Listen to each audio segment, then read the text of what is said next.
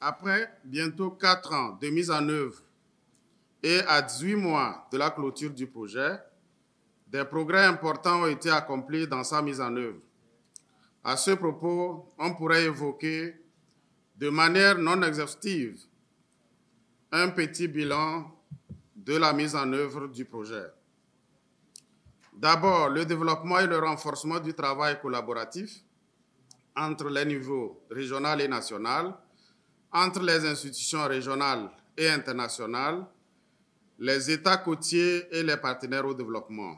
Deuxièmement, le renforcement de l'efficacité de la coordination des investissements et de la cohérence des interventions.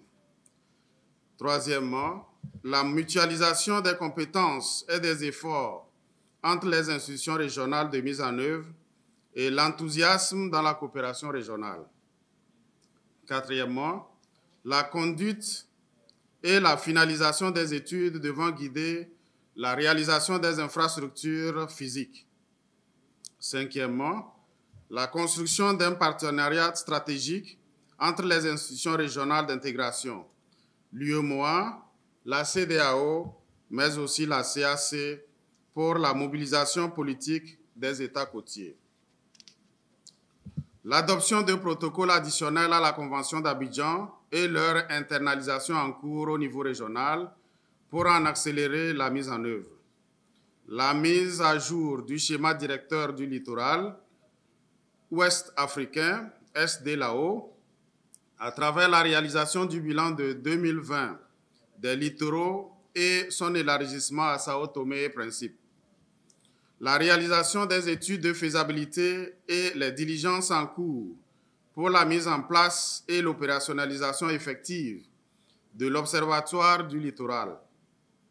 La mobilisation des appuis techniques spécifiques au niveau régional pour accompagner les États membres bénéficiaires dans les réalisations des investissements. Mesdames et messieurs, ces progrès auraient été plus importants si la mise en œuvre du projet n'avait pas été contrariée par deux facteurs qui ont contribué à ralentir substantiellement le rythme de réalisation des activités. Le premier facteur, vous vous en doutez, est relatif à la situation sanitaire liée à la pandémie de la COVID-19 et le second aux contraintes de mise en œuvre des plans d'action subséquents à la réalisation des investissements prévus.